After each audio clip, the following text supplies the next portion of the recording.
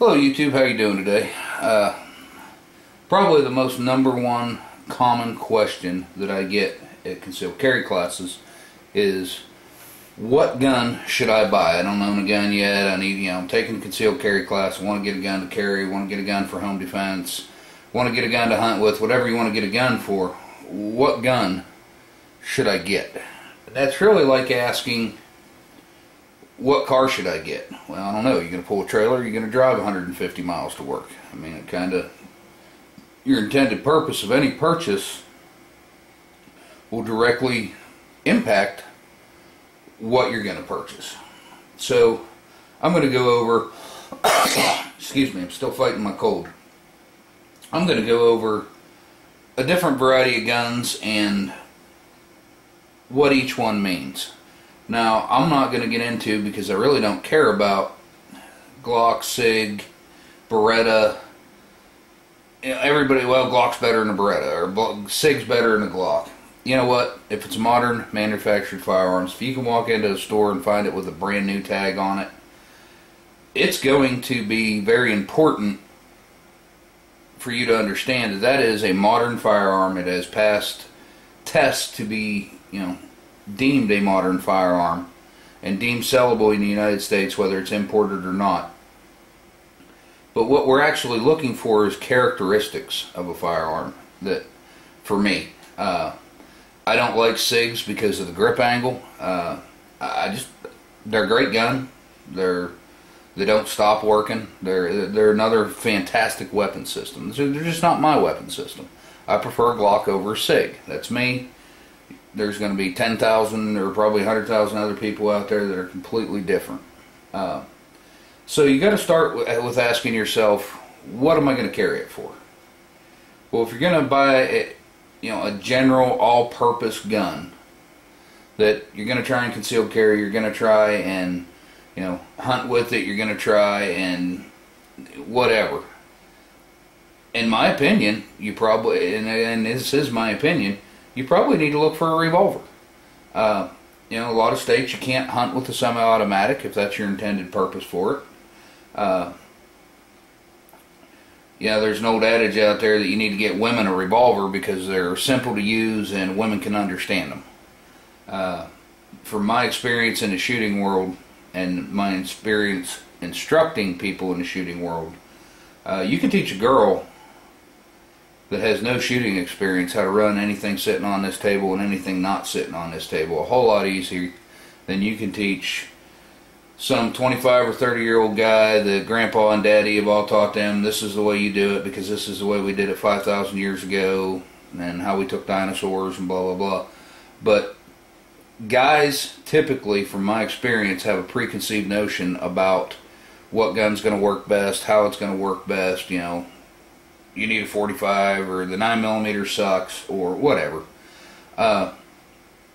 So I can teach anybody, if they're open-minded, how to use any gun on this table or any gun in existence, if they're willing to open their mind to the different concepts.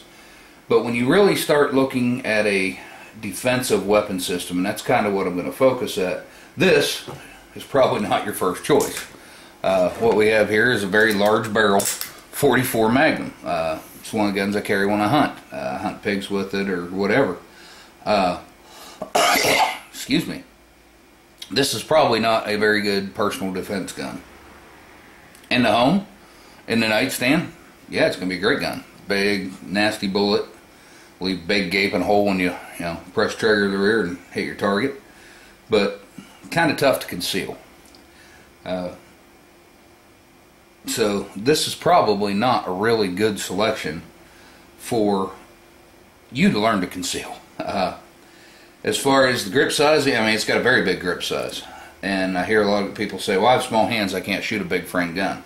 Yeah, you can, and I have small hands, and I shoot big frame guns all the time. Technique is everything. It's easier to just pick a small gun up if you have small hands and shoot it. But once you learn the technique on how to shoot either a revolver or an automatic, the size is immaterial. Excuse me. So we're going to lay that one off to the side. It's probably not a very good choice for a home defense gun or a concealed carry gun. I got a couple of these guns laying out here to show you what you're looking to not do. When I look, and we're going to use the Glock here as a demonstration, when I look for things on a gun for the sake of personal defense, I look for a couple of different things. One, you want a very pronounced magazine well. You want speed and access to the controls, be it the magazine release or the slide stop lever. You want a good set of cocking serrations down the back strap or up front here, but something when you go to get hold of it, if your hands are wet or sweaty or it's raining, snowing, whatever, you can get hold of it to actually charge the weapon system. The other big thing we're looking for is a wider ejection port. They make a variety of low-end firearms. I'm not going to call them junk because some of them are low-end and still work pretty good. They're just not a combat weapon system, in my opinion. One of these, this is a Raven 25 automatic. This gun was actually given to me for my classes because I've always used it as a don't buy this gun. And the reason why, if you look at the ejection port on this gun, it's blocked on one side. It's a very small hole in retrospect to the size of the casing that's going to be coming out of it, making jams more of a problem when you're actually discharging it. I mean, being that it's small, it's 25 auto, it's really not going to snap on you. This particular gun is pretty much a piece of garbage as far as reliability and functionability and all that. But the big reason I put it up here is this ejection port is not a very good kind of ejection port. The second reasoning I don't like this is the way you release the magazine. Down here on the bottom you got this little button you got to push in. I don't have any magazines or ammunition here. But with this magazine releases as such, it's not fluent to unload it. You kind of got to push back and pull, and it's just it's something that can be trained out of you, but it's just not best case scenario. The other gun I brought for the same display is this Rigger Mark II. No, this one's standard, isn't it? Yeah, this is Rigger Standard, which is a variety of the Mark class 22s. These are great guns. They're great little plinking guns. They're actually great. This is one of the guns I would take to the end of the world, or whatever, because ammunition's cheap for a 22. But again, same thing. Is it concealable? Pretty much. I mean, it's got that long barrel, but it's kind of narrow.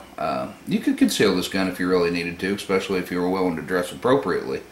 The problem is, again, the release. The magazine release is very hard to acquire on a Mark II or a standard, and I don't like it.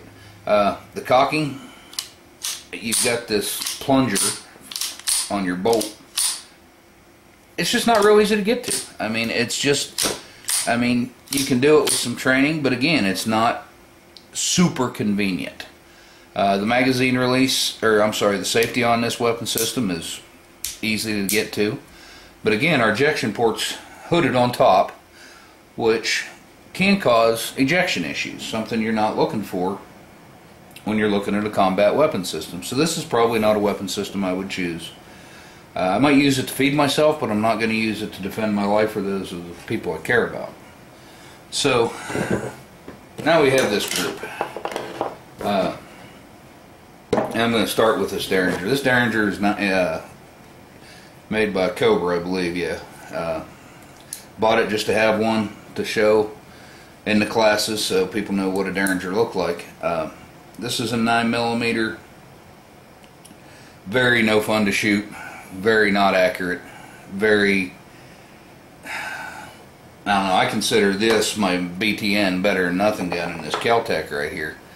This is below better than nothing. Last ditch effort. I might carry this as a third weapon system, but I would never carry it as a secondary or primary. I would always find a better option. Is it reliable? I think I've shot 10 bullets through this gun since I bought it. It probably won't see another 10 unless there's just people that really want to shoot it and see what it feels like. not my idea of a concealed carry gun. I guess if you absolutely had no choice, you could carry it, but more than an arm's length away, you're going to have a hard time hitting something with it, or at least I do. I'm sure there's somebody out there going to tell me that this is the most accurate small short-barreled handgun they've ever found, and that's great if you can shoot with it. I can't. For starters, it's very hard to hold on to when it discharges. It snaps back hard. There's no way, because of the angle of the grip, to truly mitigate the recoil on this specific weapon system. So again, not my choice for a concealed carry gun. Does it shoot a bullet? Sure. It'll probably shoot a bullet every time you pull the trigger for the rest of its lifespan. Just because there's not a whole lot that can go wrong with it. But I'm not going to want to try and take a headshot on a bad guy holding on to one of my kids as a hostage with this gun. So let's move on a little bit. We're going to get into the BTNs, better than nothings. I've got two versions here. This is my old favorite Kel-Tec. I've carried this for a long time, and this is probably what will become the replacement to the Kel-Tec. This is made by Diamondback. I still haven't shot it enough to guarantee its reliability, but it's getting there in a hurry. It's really modeled after the Glock. They can say they didn't all they want, but even a lot of the internals are the same on it. With both of these, and there are 380 versions out now, I don't like the fact that you can't manually lock the slide back. Now the Diamondback actually will lock back on the final round of the magazine, which is one of the reasons I like it better than the Kel-Tec. But again, there's no external slide stop lever. I really like the sights on the Diamondback a lot better than I do the sights on the Kel-Tec. Either way, with either of these little guns, they're hard to shoot. They're very hard to get a good grip on. If you've got really long fingers, you can end up extending your fingers out past the barrel. The trigger pull on the Diamondback, again, is a little bit better than what it is on the Kel-Tec as far as staging, getting it ready to break, and being able to break the shot accurately. I see women especially running out and buying these little guns thinking, well, I get this little gun, there's not going to be any recoil. That's not true. These little 380s, the felt recoil on them is as prolific as it is on any full frame 9mm. If you do not know how to mitigate the recoil, it's going to you're going to have a heavy bounce off of your target and a lot of recovery to make to actually make a good follow-up shot. The Diamondback for shootability is a step above the Kel-Tec, in my opinion, because there's no external on Kel-Tec. You see we have this external hammer right here, and you can see it moving back and forth as I pull the trigger. One of the things I teach with these when I do teach women to operate them, and the Ruger LCR is the exact same, or I'm sorry, LCP has the exact same issue, as does the Smith's Bodyguard series. What I teach people to do is actually, as they're getting ready to shoot it, stage that hammer to the point where they have pressure. It's called getting up against the wall. So you'll press that trigger until you feel that forward pressure against your finger, and then you'll start lining up your sights and then eventually break the shot. It allows you to shoot it much more accurately than pulling through that long, nasty double action trigger just to get to the point where you can actually break the shot. Now, with this Diamondback, and I'm sure there's another model out there, this is just the last one I've picked up that I noticed it, the trigger pull is more like a Glock. It's a pretty steady, consistent trigger pull all the way back. And with a little bit better sights on it, I can shoot this relatively more accurately than I can shoot this. Either way, these guns are 380 automatic ACP. You're probably looking at a true effective range. I mean, I'm sure there's somebody out there going to tell me they shoot this thing 100 yards, and if you do, that's great. I would be interested to know the kinetic energy on a 380 round or the ballistic coefficient left on a 380 round at 100 yards. But you know, these are 15 feet away guns, in my opinion. Anything under 15 feet, anything over 15 feet away, and I don't believe you could accurately engage that target to the point where you knew you weren't going to miss. And at least in my state, you're responsible for each and every bullet you shoot until it comes to rest. So I don't want a gun that I'm going to mess with. So for me, those are, I call them BTNs, better than nothing. If you're dressed as such that you have a hard time, excuse me, if you're having a hard time wearing a full frame gun or a bigger gun, that beats nothing, but not by much. Beats that Derringer quite a bit. Next thing we're going to get into is two types of revolvers that you really run across. This one's made by Ruger. It's 357 Magnum. This is made by Smith & Wesson. This is Model 10. This is a 38. You can shoot 38s or 357s out of a 357, but you can't do that through a 38. This is a wheel gun I used to compete with. It's been dressed up a little bit. The difference in these is simply the hammer. The hammer on this weapon system allows you to cock and fire in single action mode or pull straight through and fire in double action mode. With this gun, which is designed more along the lines of personal protection and self-defense, there's no external hammer. There's no way to cock it. There is no single action mode. You simply, now I will say about this Ruger, one of the reasons I bought this Ruger, this internal trigger mechanism they have designed for this weapon system is phenomenal. As far as revolver triggers go, on DAO, double action only, this is top of the line in my opinion. This is the gun I probably carry 50-60% of the time of when I'm carrying. Could I carry this? Sure. I mean, this is not much bigger, if any, than a full frame gun in any way. I actually have carried this at certain times. I carry this gun in the woods when I'm just you know, walking along, out playing around the woods, and I'm not hunting anything. A lot of times I'll throw this on my hip just because it's accurate. I mean, it's a heavier barrel model and extremely accurate gun with the loads I've created for it. Excellent gun. But again, your purpose has to come into mind. If you're going to conceal it, this is probably a better solution. One of the reasons being, the spur on this hammer, if you are trying to come out from underneath the shirt or whatever, that spur is problematic in that it can possibly get hung up on your clothing on your way out. And another phenomenon in shooting is people have a hard time accepting that they can pull the trigger on a single double and getting the gun to go off. So everyone wants to reach up and get in that single action to get that good lined up shot. Is there anything wrong with that? Probably not. A lot of law enforcement, when they used to teach with these guns, they used to try and make them run them in double action mode. They didn't want them to run them in single. Does it take much longer to get it out and pull back through that hard trigger as it does to just pull that hammer back first? Not really. If I'm running this gun and I'm needing to make a quick shot as I come out, I can grab that trigger with my left hand, or the hammer with my left hand, come out. It's as quick as anything, and we might be talking the difference between milliseconds to have a good on target first shot and not have to go through that ugly double action trigger pull. But this DAO, double action only, is really designed for the purpose of get it out, put sights on target, press trigger, repeat as necessary. This is a 5-shot, not a 6.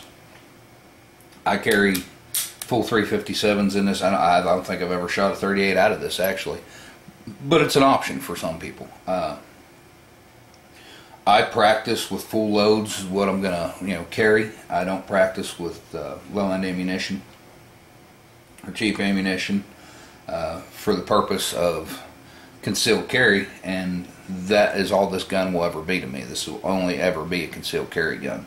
So when I do train with it, when I do train getting out of the holster with it and getting the sights on target, I use full full bore 357s.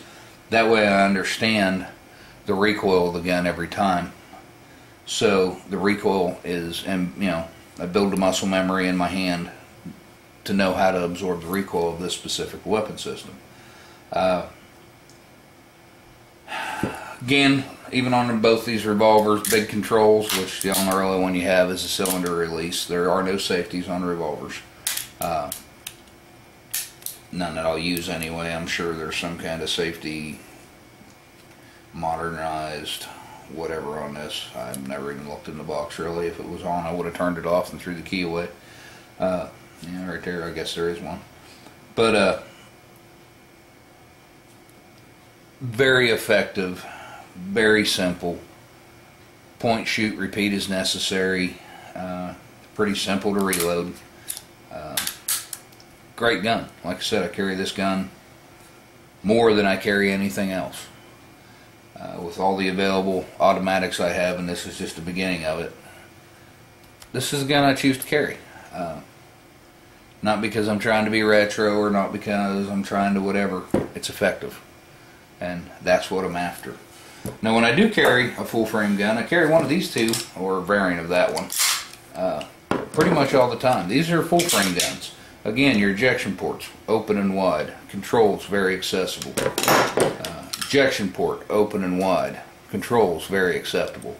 The 1911 is 45 ACP, the standard in fire handguns for a long time, a very long time.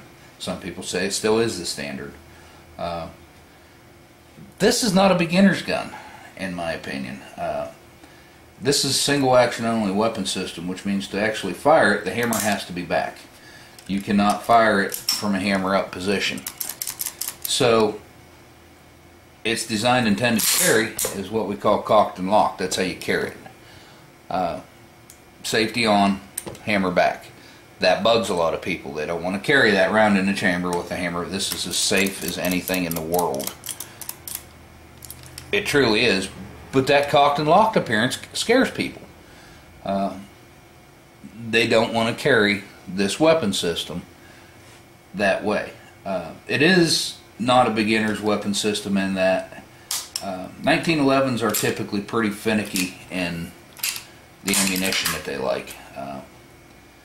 So you can't just pick anything up and put it in and call it a day. You need to take it out and shoot whatever ammunition you're going to carry to make sure that it's going to run that specific type of ammunition. You pick this weapon system up and the hammer does happen to be forward, for whatever reason you carry it that way, whatever. Now you have to absolutely have no choice but to run that hammer to get the weapon system into firing order. That hammer's not that easy to hit. Can it be done? Sure. But it's a steep angle. It's not a big gaping hammer like it's designed to be on a revolver. Therefore, it is truly, you want to run it this way. I can't count the number of cops I've seen running half-cocked. That's where the term half-cocked. There's a half-cock on a 1911. Where you see the hammer comes halfway back. That brings the hammer off the firing pin, but yet does not cock the weapon to fire. The gun will not go off half cocked, or it shouldn't. Older versions used to, actually. Which brings us to our friendly neighborhood double action only weapon system. Glock, Springfield XD, Smith & Wesson M&P. Excuse me. I'm sure there's a bazillion out there I'm missing. And the only gun I don't have here to show you is a double single, such as the Beretta or the Taurus 92, where your first shot is a, let me use a combination of them here. The first shot is a single action only mode, or double action, I'm sorry, where you can actually pull the trigger and it will cock the hammer, such as this revolver will, to fire it on an automatic. Well then, as the hammer goes up, the slide runs and brings your hammer down, and it brings the weapon system into single action mode. They typically have what they'll call a safety decocker, a lot of, now there's variants on like the H&K USP series or the Ruger P series. Like the Ruger P85 was a double single. It had a safety decock. The P89 was DAO, I think, anyway. But there's so many varieties. I went with the Glock because I believe in the KISS principle. Keep it simple, stupid. This gun is point, shoot, repeat as necessary. There's nothing that can really break. The controls are very easily used. There's a slide stop, there's a magazine release. These are extended on my gun. These do not come factory this way. And I should probably get out a factory gun so you can see exactly what it is. The big thing is the big ejection port. Eliminates ejection problems.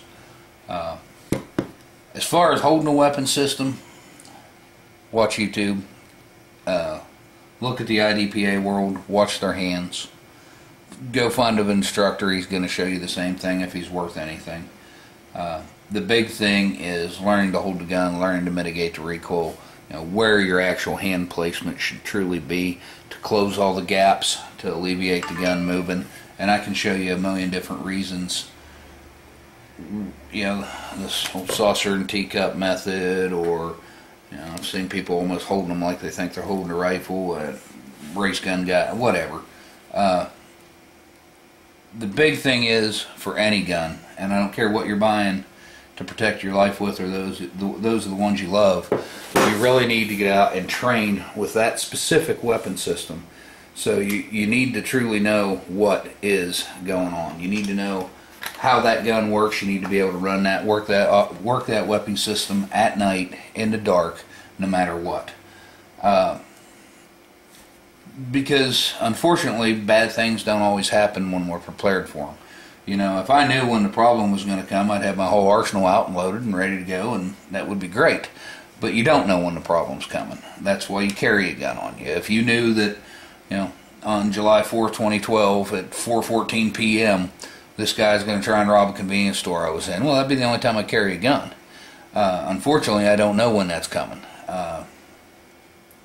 So you need to, A, always have a weapon on you, in my opinion, and B, train with the weapons you have. I can pick up any weapon system on this table and run it effectively because I've spent hours shooting different types of weapon systems. So I understand at this point in my shooting career that, simple things like controls below the frame go up, the frame slide point go up.